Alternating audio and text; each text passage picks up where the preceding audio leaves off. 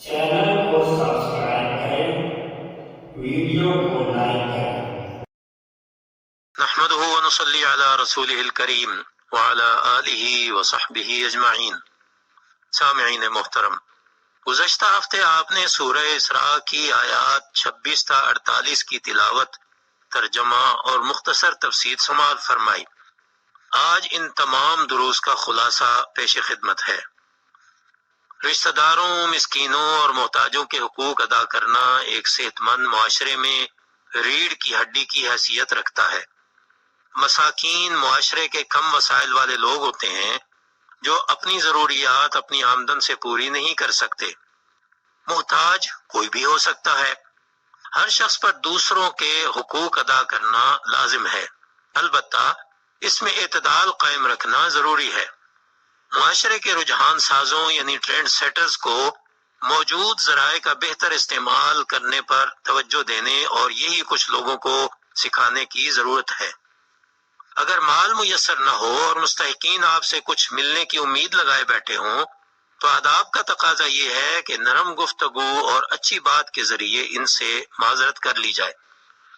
कुरान मजीद में है, अपना हाथ ना तो खींच कर गर्दन से लगा लो और न ही इसे बिल्कुल खोल दो कि जो कुछ इसमें हो सब जाया हो जाए।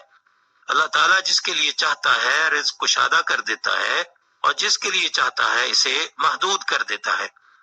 अल्लाह ताला ने इंसान को अशरफुल मखलूकात बनाया, मगर अय्याम जाहिलियत में बाज अरब कबाइल अपनी लड़कियों को पैदा होते ही कत्ल कर देते थे।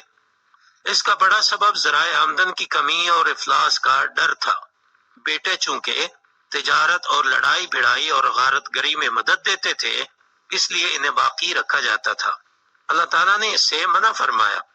फिर बदकारी के करीब जाने से भी मना फरमाया गया और इसे बेहयाई करार दिया गया। बदकारी के करीब जाने से भी मना किया गया, जैसा कि बताया गया। दौरे जदीद में ऐसे बहुत से तरीके रिवाज पा चुके हैं जहां बदकारी यकीनी है और जिम्मेदारियां उठाने का कोई नामो निशान नहीं होता। कत्ल करने से भी मना किया गया है और इंसानी जान को काबिल एहतराम करार दिया गया है।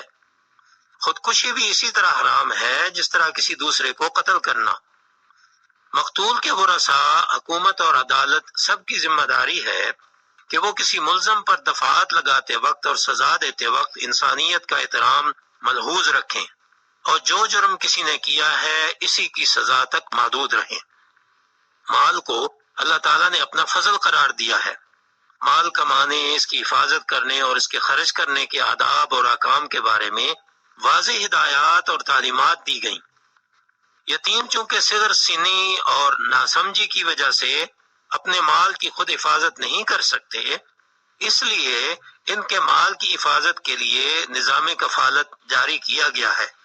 फरमाया गया कि यतीम के माल के करीब भी मत जाओ, अलबत्ता यतीम के माल का तहफ़्फ़ुज़ करने वाले को इस खिदमत का मुआवजा दिया जा सकता है। जब यतीम सिन शऊर को पहुंच जाए तो इसकी जायदाद और माल को इसके हवाले कर दिया जाए। अहद की पाबंदी करने का हुक्म दिया गया। नाप तोल को पूरा रखने और सीधे तराजू से वजन करने का भी हुक्म दिया गया। तिजारत और लेन देन के हर तरीके के लिए यही उसूल है कि लेन देन में दूसरों का फायदा कर सको तो जरूर करो, मगर किसी का नुकसान न करो। जो बात की जाए या जो काम किया जाए वो इल्म यकीनी पर मबनी हो। इंसानी इल्म की दो अकसाम हैं, एक इक्तिसाबी इल्म और दूसरा इल्हामी इल्म। इक्तिसाबी इल्म इंसान अपने हवास की मदद से सीखता है। ये इल्म मुसलसल इर्तिका पजीर है। इल्हामी इल्म का जरिया वही है और वो कती इल्म होता है। इक्तिसाबी इल्म हासिल करने का मजबूत तरीन जरिया कुव्वते समा है और इसके बाद आंख का नंबर आता है। अकल इस इल्म से फिक्री नताइज हासिल करके अमल करने के लिए हिदायत जारी करती है। इन तीनों जराए के बारे में अल्लाह ताला के यहाँ इंसान से सवाल किया जाएगा। अकड़ कर चलना, पांव पटखना और सीना तान कर चलना तकब्बुर की अलामात हैं। इंसान को इसकी आजिज़ी और कमजोरी की तरफ तवज्जो दिलाई गई। अच्छा इंसान वो होता है जो आम लोगों के साथ घुल मिल कर रहता है, अल्लाह ताला की नेमतों पर इसका शुक्र अदा करे اور کسی کو اپنے سے کمتر نہ سمجھے۔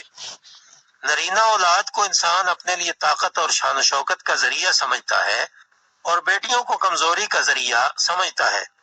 ایسے لوگوں کے ضمیر کو جھنجھوڑنے کے لیے ارشاد فرمایا گیا کہ کیا تمہارے رب نے تمہیں بیٹوں کے ساتھ چن رکھا ہے اور خود اپنے لیے بیٹیاں پسند کی ہیں؟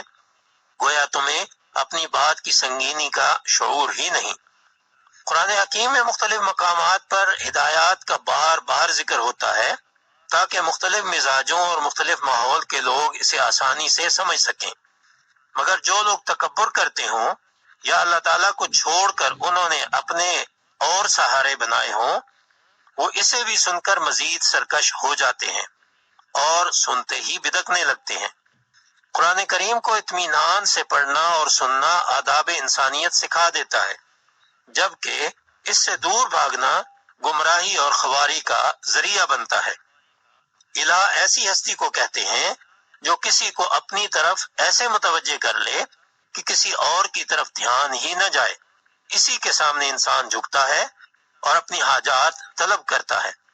انسان اگر اپنی خواہش اور مرضی کا بندہ بن جائے تو اس کی خواہش بھی اس کا الہ بن جاتی ہے۔ اسلام نے ہمیں بتایا کہ حقیقی الہ ایک ہی ہے اور وہ اللہ تعالیٰ کی ذات ہے۔ یہاں یہ سمجھنے کی دعوت دی جا رہی ہے کہ اگر اللہ کے ساتھ کچھ اور الہ بھی ہوتے تو وہ ضرور عرش والی ہستی تک پہنچنے کے لیے کوئی راستہ ڈھونڈ لیتے۔ یہ ایک ٹھوس عقلی دلیل ہے کہ معبود برحق صرف ایک ہے۔ یہ لوگ جو باتیں کر رہے ہیں اللہ تعالیٰ اس سے پاک ہے، اور یہ جو مثالیں دے رہے ہیں اللہ کی ذات اس سے بہت اعلیٰ اور عرفہ ہے۔ ساتوں آسمان، زمین اور جو کچھ ان میں ہے وہ سب اللہ کی تسبیح کرتے ہیں، مگر وہ تسبیح تم سمجھ نہیں پاتے۔ اگر کوئی انسان احساس ذمہ داری سے عاری ہو اور اسے کہیں جواب دہ ہونے کا احساس بھی نہ ہو تو اسے جس قدر نصیحت بھی کی جائے اس پر اثر نہیں ہوتا۔ یہاں دین اسلام کے مخالفین کا رویہ ذکر کیا جا رہا ہے کہ نبی کریم صلی اللہ علیہ وسلم جب قرآن مجید پڑھ کر سناتے تھے تو یہ لوگ مجلس میں موجود ہونے کے باوجود قرآنی ہدایت سے متاثر نہیں ہوتے تھے۔